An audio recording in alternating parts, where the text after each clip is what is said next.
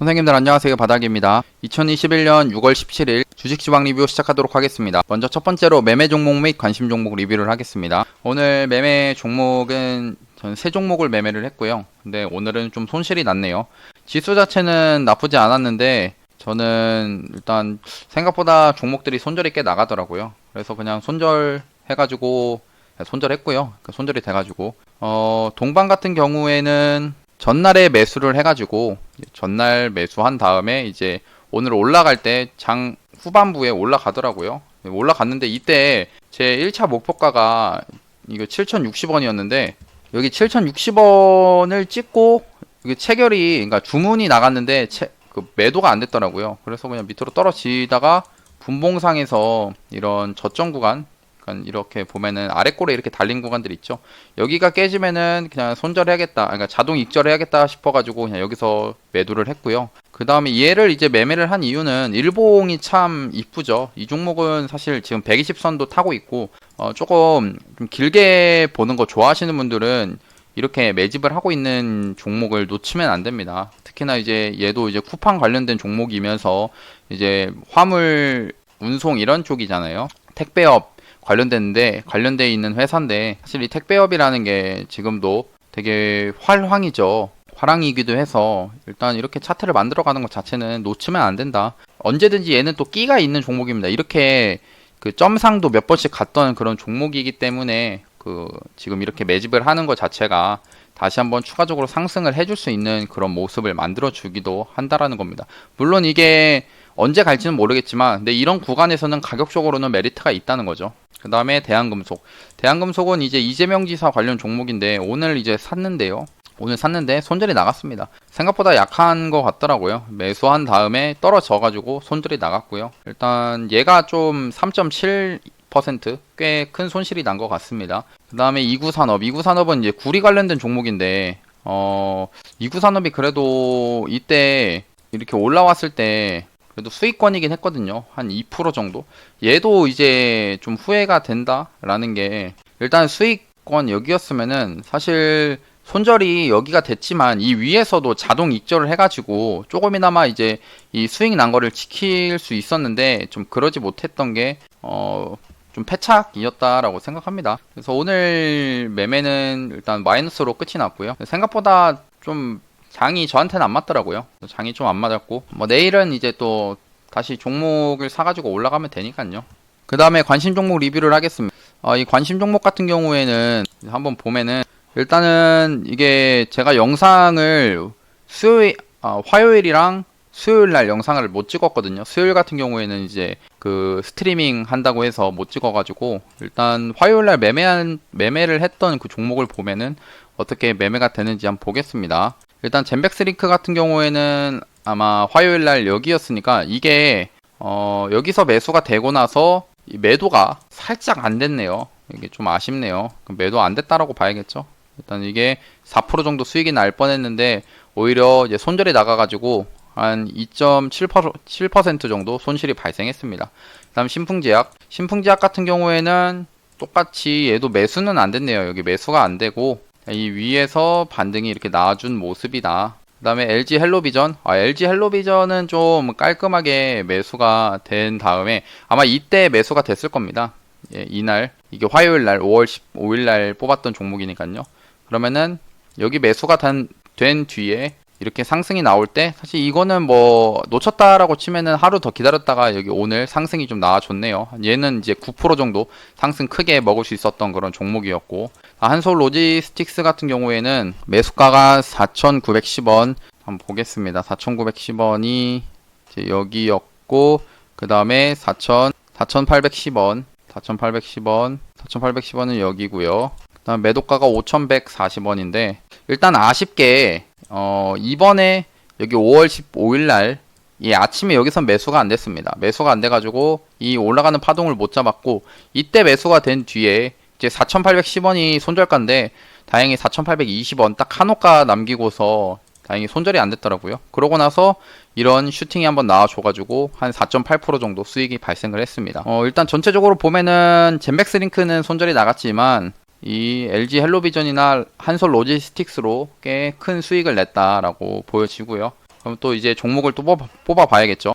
두 번째로 이제 금일의 뉴스 및 관련주를 좀 봐야 되는데 오늘 뉴스를 좀 큼지막한 뉴스들만 좀 보겠습니다. 먼저 이 금리에 대한 게 어제 FOMC 회의 결과가 나왔는데요. 일단 요약을 하면은 금리 인상을 아직 하진 않겠다. 대신에 금리 인상 시기가 2023년도였는데 그거를 2022년도로 앞당기겠다라는 것과 내용을 좀 보면서 하면은 이제 FOMC 회의에서 원래 2023년 금리가 오를 것이다 예상한 사람들이 원래 대다수였는데 근데 이번에 2022년에 금리가 오를 것이다 라고 내다본 사람들이 4명에서 7명으로 늘었다라는 겁니다. 그리고 봐야 될 게 금리는 이제 동결이지만 금리 인상을 안 하고 있지만 이 파월 의장이 얘기를 하는 게 이 테이퍼링에 대해서 언급을 한 게 이 테이퍼링을 하기 위해서는 고용지표가 호조가 돼야 된다라고 먼저 고용지표가 좋아야 테이퍼링을 하면서 금리 인상을 할 것이다 라고 했는데 이번에 파월 의장이 얘기를 한 게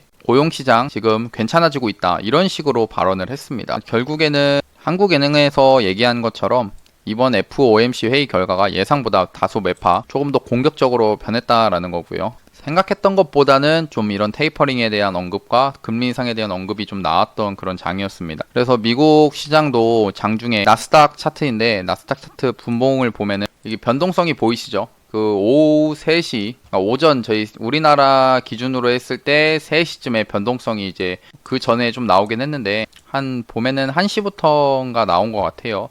이때 갑자기 빠졌다가 거의 1% 넘게 하락을 했다가 다시 1% 이상 상승을 시키고 이때가 제가 시간을 잘못 확인했네요. 이때가 아마 2시 반 정도가 될 것 같고요. 그 다음에 이제 3시에 회의가 나오면서 이제 아까 파월 의장 발언에 대한 내용, 금리 인상에 대해서 막 얘기가 하고, 그 다음에 고용지표가 막 호조가 되고, 막 이런 식으로 금리 인상 할 것처럼 얘기를 해가지고 지수가 이렇게 빠졌다가 후반에 이제 금리 인상 그래도 지금 당장엔 안 하고 동결을 한다 이런 얘기가 나와가지고 다시 지수를 이렇게 좀 돌려준 모습이긴 한데요. 그럼 지금 이제 봐야 될 게 이 지수의 움직임을 봐야 되는데 여기서 이제 추가적으로 더 상승을 할 수 있겠냐라고 보면은 일단 당장에는 제 생각은 그래도 지금 6월달 FOMC 회의가 불확실성을 좀 안고 있었는데 그나마 좀 해소가 되지 않았나. 그러니까 금리 인상을 당장에 하고 이런 건 아니었고 바로 앞에 테이퍼링을 한다 이런 얘기까지는 아니었기 때문에 적어도 지금 6월달, 7월달 정도까지는 지수가 그렇게 나쁘진 않을 것 같다라고 생각을 합니다. 그리고 뭐 지수 자체가 좀 전고점 구간이라 뭐 어떻게 보면은 다시 빠질 수도 있겠지만 밑으로 이렇게 빠질 수도 있겠지만 저는 그래도 위로 올라갈 수 있겠다라고 좀 보고 있거든요. 그거에 대한 얘기는 이제 방금 얘기했듯이 금리 인상에 대한 우려는 일단 8월달 잭슨홀 미팅까지는 그거에 대해서 언급이 크게 나오진 않을 것이다 라고 생각하고 코스피도 지금 전고점을 탈환을 해가지고 여기서 한번 한 차례 이제 상승을 한번 할 거냐 밑으로 내려갈 거냐에 대한 그런 그 갈림길에 서 있지만 저는 여기서 그냥 상승 쪽으로 베팅을 좀 하려고 합니다. 그리고 코스닥도 오늘은 코스닥이 또 강하긴 했죠. 강하게 상승을 했습니다. 외국인이 매수를 좀 하면서 들어와 줬고요. 그래도 이 앞에 단기간에 이런 박스권을 넘어줬기도 했고 그러면서 오늘 이런 양봉 만들어준 모습 자체는 좋았습니다. 뭐 지수를 예측하고 하긴 힘들지만 그냥 대응을 하면서 그냥 조금 더 상승을 할 수 있다라는 마음을 가지고 매매를 좀 하려고 하고요. 정 안 되면 오늘 매매했던 것처럼 손절을 하고 해야겠죠. 그 다음에 두 번째로 이제 윤석열 전 총장이랑 이재명 지사 이게 지지율 조사를 또 했는데 거의 이 격차가 좁혀졌습니다. 전에 봤을 때는 윤석열 전 총장이 48%인가 막 이랬는데 이재명 지사 그 당시에는 한 20%대였었거든요. 근데 이게 지금 격차가 많이 좁혀졌죠. 이게 보면은 그 주 초 월요일날 화요일날 이런 시기에는 주로 윤석열 전 총장이 크게 나오고 지지율이 크게 나오고 이렇게 주말에 가까워질수록 이재명 지사 쪽으로 좀 지지율이 좀 높게 나오는 경향이 있더라고요. 이런 여론조사 결과를 보면은 일단은 내일 당장에는 이제 이재명 지사 관련 종목들이 힘을 받을 수 있지 않을까라고 생각을 합니다. 이런 것들 한동안 지금 윤석열 전 총장 관련 종목으로 많이 올라갔었죠. 그 다음에 내용이 이제 윤석열 전 총장 6월 27일 날 D-Day 검토해서 내 갈 길만 가겠다 뭐 이런 식으로 얘기가 나왔는데요. 27일 날 일단 정치 참여 선언일로 검토를 하고 있다라는 그런 내용입니다. 이때까지는 또 관련주들이 계속 상승이 나와줄 수도 있는 거죠. 그러면서 또 봐야 될 게 이제 윤석열 전 총장, 킹메이커 김종인 전 비대위원장이었죠. 손을 내밀었다라고 합니다. 입당을 않고 독자 세력화, 옛날에 나왔던 제3지대 이런 얘기가 지금 또 나오고 있고요. 지금 3지대 얘기가 좀 다시 한번 나오고 있는 것 같습니다. 지금 일단은 국민의 힘으로 들어가니 많이 이런 식으로 얘기가 나왔다가 지금 3지대 얘기가 이렇게 좀 나오고 있는 상황이고요. 이런 식으로 이제 정치 관련주들은 좀 계속 봐줘야 된다. 그리고 이제 또 이거에 대해서 오늘 올랐던 게 또 최재형 감사원장 종목이 상승을 했습니다. 만약 일단 야권 윤석열 전 총장 같은 경우에 제3지대 이런 식으로 해가지고 물론 이제 야권으로서 출마를 하겠지만 근데 국민의힘 입장에서 만약 그 윤석열 전 총장이 국민의힘으로 입당을 하지 않고 제3지대를 꾸렸을 때에는 이제 국민의힘도 대선 주자가 필요한데 그래서 떠오르는 인물이 이제 이 최재형 감사원장이 좀 뜨더라고요. 일단 뭐 지지율이 그렇게 막 높고 이런 건 아니지만 그래도 지금 좀 대권 출마에 대한 얘기들이 나오면서 관련 종목들이 지금 상승이 좀 많이 나오고 있는 편입니다. 나쁜 모습은 아니라고 보고요. 그래서 관련주가 일단 오픈 베이스가 갭 상승을 했다가 밑으로 떨어졌고 장중에 이제 이루온이 대상으로서 강하게 상승을 했는데 이제 밑으로 이제 빠졌습니다. 좀 많이 올라온 편이어서 빠진 것 같고 반대로 PPI가 좀 강하게 가더라고요. 강하게 상승. 이런 식으로 종목들이 좀 강하게 상승을 한 종목들이 꽤 많았습니다. 최재형 감사원장 관련주로요. 그 다음에 이제 일본에서 종이로 된 백신 여권 7월 말까지 도입한다라는 건데 뭐 종이 백신은 사실 좀 쓰기가 힘들죠. 들고 다닐 수가 없으니까요. 이게 좀 들고 다니기가 좀 힘들 것 같긴 한데 물론 이제 여권이란 게 옛날 우리 여권도 종이로 들고 했지만 요즘 시대에서는 사실 핸드폰으로 다 대고 하는 시대니까요. 그래서 정에 이제 라온시큐어가 또 이번에 백신 EU에서나 이제 백신 여권을 사용한다 이런 얘기가 있었고 또 이 종목 같은 경우에 또 오늘 갭이 많이 떴더라고요. 지금 백신 여권 이야기가 지금 계속 나오고 있는 편이어서 이 라온시큐어, 드림시큐리티 이런 백신 여권 주들 그래도 한 번씩 봐줘야 되지 않을까 생각합니다. 일단 대장은 그 라온시큐어로 보이고요.